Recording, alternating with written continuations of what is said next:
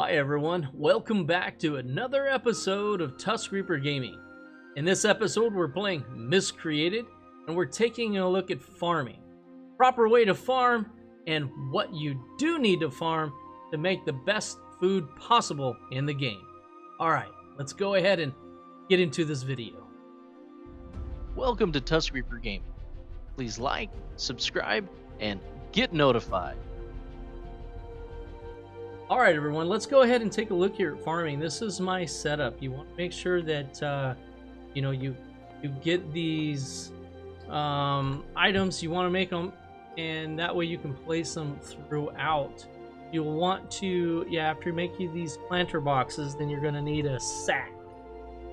You're going to want to get a sack, and you can fill these up with dirt, even if you're up in a high rise similar to what I've got going on here. All you have to do is point down and scroll with your mouse on the item and say basically fill with dirt, and then you can transport that to here without actually having to go back down to the ground. If you notice, it looks like I got little pebbles. That's actually remnants of fertilizer. Now, once you fertilize a box fully, you can get maybe 2 or 3 crops out of it. Typically, you only really need 1 pumpkin or so, a rotted pumpkin or rotted any type of fruits, vegetable, whatnot that you can use in here. And we'll go ahead and show you the full process. Also, you want to make sure that you don't have an ice storm brewing or a radiation storm brewing. Those could potentially ruin your harvest. And that's why I have this little guy up here. So what we're going to do is we're going to go ahead and take all of this rotten fruit and vegetables, and then we are going to get this thing going. I'm going to go ahead and turn this off for now while I'm working, that way I don't overheat. I want to make sure I don't overheat. I'll go ahead and turn my little thing off, and we're going to go ahead and because this has got some fertilizer in it already, I'm going to go ahead and use rotten beets. Then we're going to go ahead and rotten apples in this one, rotten apples. And you see, when it's basically when it has its fill, it's not going to allow you to select that again whenever you're, putting in your fertilizer.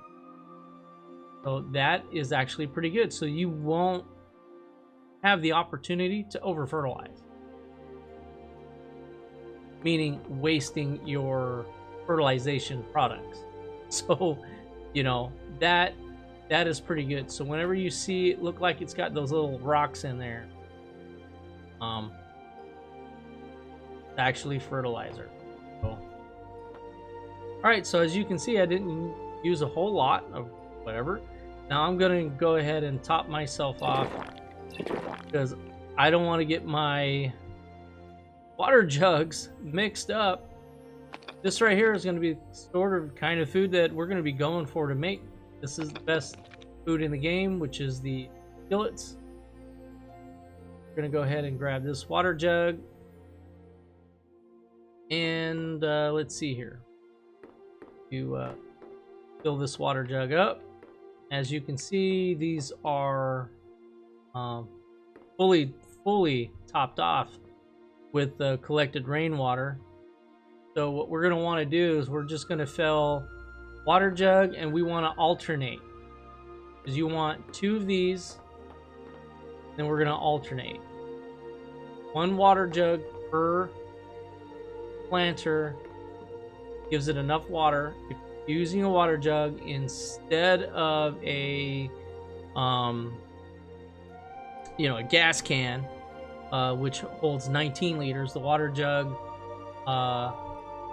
holds a considerable amount less. As you can see right here, it holds 9.5, so 10 liters less, which is going to be instrumental in saving you water as you do this. So you may only need water one time.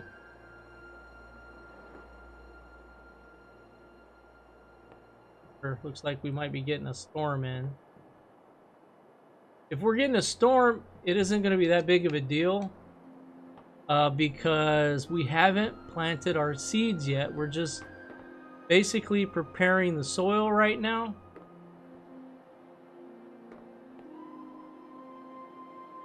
So what we're going to do is we're going to go ahead and keep water jug on us just for now. And we are going to go ahead and withdraw fluid out of that one. So now there should be pretty close to an even amount taken. Yep, exactly. And it looks like we're probably going to be getting a storm. Yep, we're going to be getting a rainstorm. So this is a little interesting. The sun is up, rainstorm's coming, we've got everything watered, so our planters are ready to go. So if we turn this on, we have another look. We're at 58 degrees, so if we get on top of the planter, we're at 48 degrees. The sun's out. That's good. Yeah, we're going to get a storm. We're going to get some rain. I just need to make sure it's not acid rain, and then we're actually good to go to still plant. So, we're going to go ahead and up. You're going to want to make sure you plant potatoes. Double check the crafting recipe here.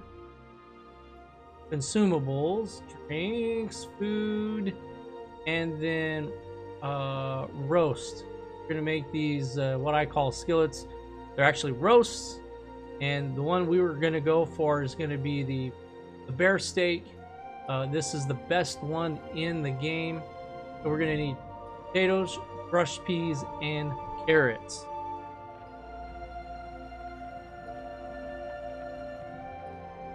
Crushed peas, carrots.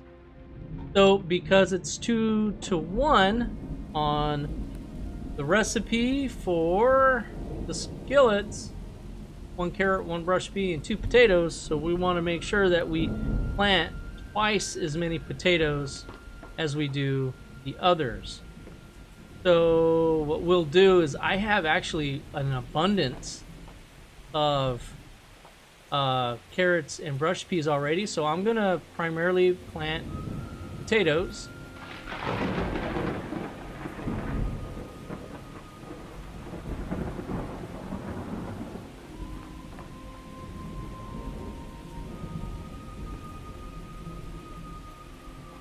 We'll go back and grab some potatoes.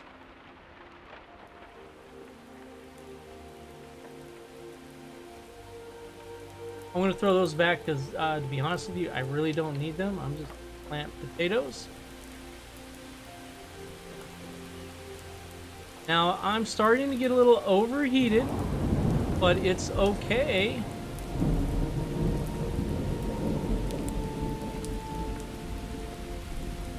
Right here at 36 degrees. The sun is out. Starting to rain. The rain's not damaging me, so it's not acid rain. So that is awesome. This is going to be perfect. So if you want to double check to see if it's perfect or not, just check your crop. Crop is growing very fast. Growing very fast. Growing very fast. This is what you're looking for. Now, here's the key. Because it's raining and everything actually is timed right, this is like I wouldn't say set it and forget it. It's set it and come back and harvest. All right, looks like we got our first one starting to pop up. And we are running about, 30 degrees or so throughout. Also wanted to give a quick shout out to IllustriousFeature, my Canadian friend. Hope the Canadians are doing good out there. just wanted to say thank you for getting the items needed for this, for the production of this video, such as the seeds, the rotted fruits and vegetables, and the bear meat. Definitely appreciate you. Thank you very much, bud. And hope you guys are having a good one. So that took a little while for that to pop up. There's a few more that we're waiting on. Quite a few. We're going to go ahead and shut off that little heater. Now we want to be between 20 and like 30, 40 degrees Celsius. So let's see what we're at. 23 degrees, 24. So we're here in the mid 20s, which is good. We had one crop kind of pop up on us. It does take a while. You know, you're probably looking at maybe 30, 40 minutes. All right, so what we're gonna do is we're gonna just go ahead and fast forward through all of this stuff. We will get right back when these pop back up. So you don't have to sit here and scroll and then, you know, water the planter. You don't have to do that. If it needs anything, when you check on it, tell you. Although, you know, it's up to you. You can go ahead and do it. See this one, phase 2. It looks a little fuller. That just happened in these two. These are all potato, so, which is cool. And here we go. Things are starting to pop up. All right, now this is exciting. As exciting as it can get when you're farming. We're getting our planters popping up and going to phase 2 on this guy. So we'll go ahead and keep things rolling here. So what is the quickest you've been able to farm? Did you beat the 30-minute threshold? Did you get growing extremely quickly? I've gotten that notification once or twice. Very fast is a good one. Appreciate everybody commenting and, you know, being a community here. I want to thank everybody. If you haven't subscribed, please go ahead and hit that subscribe button. Now, this is awesome, guys. Let's check the temps again here. We are running right there in the mid, no, lower to mid 20s. That is awesome.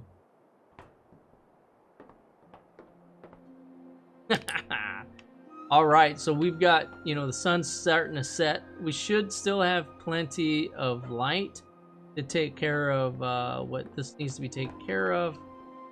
You know, all of these crops are doing well. These two are going to be harvested first. I'd have to say the first phase takes the longest. You're looking at 30 minutes, 40 minutes for a complete crop, maybe 50 minutes to, I don't know. I don't want to use, I'd say maybe 40 minutes. Now, you see how quickly that one just popped up from the second phase. So whenever you get that faster than expected, even though before it was saying growing very fast, that's just amazing. This right here, harvest crop, boom, it's done. Now, with this one, with the optimal settings, you know, we still only got 4 potatoes. Now, the interesting thing about the potato is I can actually save these and it will count as little potato pieces. So I'll be able to plant another, you know, crop with those just now harvested potatoes. So if you're running low on the pieces, you know, basically the seed package, don't forget you can use the whole potato, you know, to seed an entire crop. So that's fun fact for you. But you can't do that with the other products. I think just the potato. So now it says crop could use more water. So what we'll do is we'll go ahead and we shall give it what it requires. And then we'll go ahead and make sure everything has got what it needs. See, it will tell you exactly what it needs and when it needs it. You gotta check them.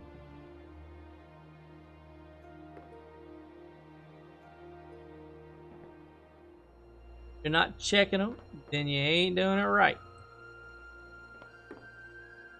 Oh.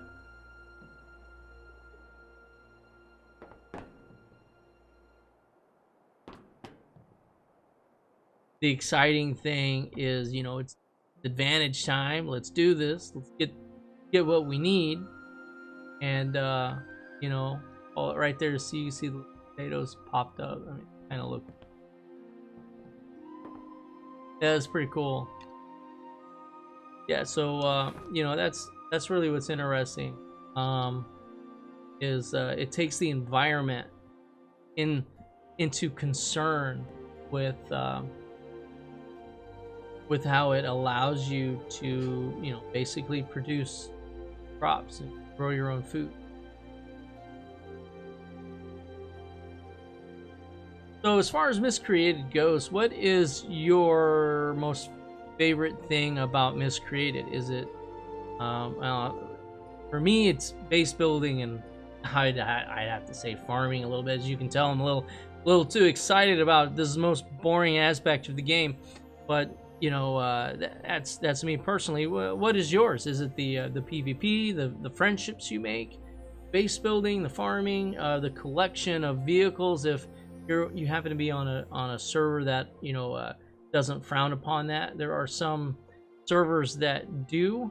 So yeah, just say down in the comments what you think, what your feeling is, and how well your crops do. Oh, there we go. We got another one. And so far, the ones each pull has been 4, 4, 4. So that's actually pretty good. As long as we don't get less than 4, we'll probably be all right. Oh, we got another one down here. F5. Oh yeah, that's what I'm talking about. That's what we're really wanting. We're wanting that 5 stack. So what do these stack to? These stack to probably 10, right? No, these stack to 5. So that is quite interesting. So maximum stack count is 5. Okay, so whenever 5 is the max that you'll be able to pull off of a harvest. So the peas and the carrots stack to 10.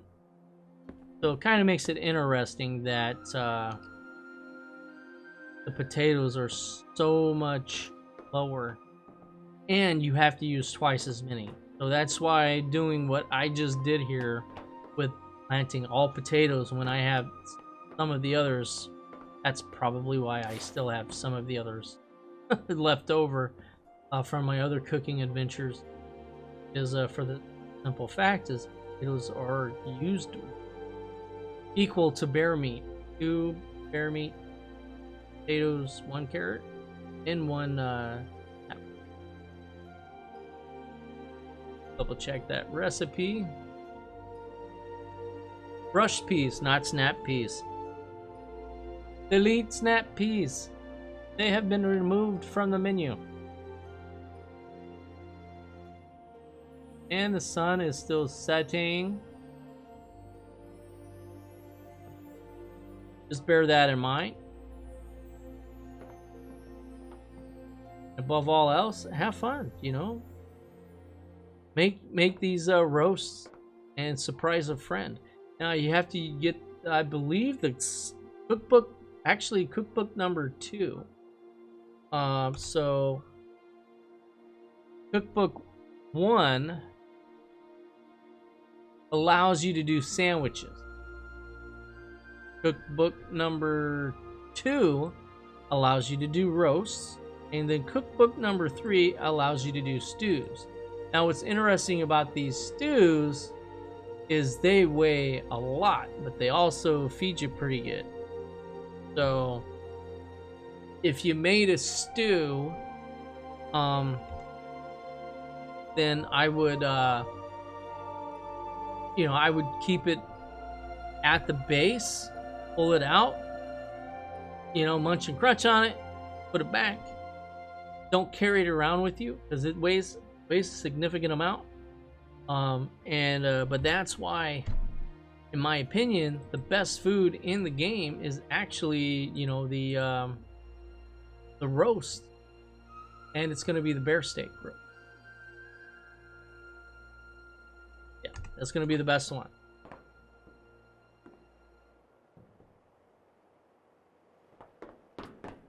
All right, there we go. That's all done.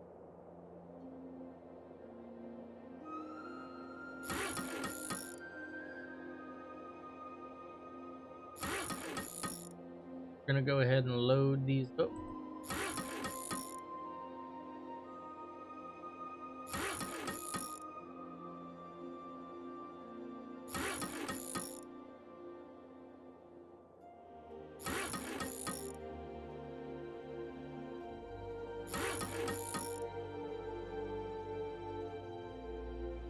Right, we've got our fuel here, and drop that in there. What's going to be interesting, so we'll go ahead and light this. I love how the fireplace looks. We're just going to keep an eye on it. When this is ready to go, these are going to kind of flip to a different look. They're going to look like this plate right here. So that means the meat is going to be a little pale, and those veggies right here get a little pale. So when you see that, you're going to want to go ahead, and the best thing to do is just extinguish the fire unless if you're going to cook more. That way nothing has the possibility of really overcooking. Last thing you want to do is burn all of this hard work, because you spend, say, an hour, this isn't collecting the resources. This is an hour just getting the bear meat and then farming. So that means you've already got all the other resources ahead of time. And so, or you could just say 2 hours. It's a lot of time. So this is going to actually give you the best food potentially in the game. It's worth doing, and it's worth sharing. All right, guys. Well, thank you very much for standing by and staying tuned in. Appreciate it. Go ahead, like, subscribe, and we will see you in the next video. Thank you for watching Tusk Reaper Game. If you haven't already, please like, subscribe, and hit that notification bell.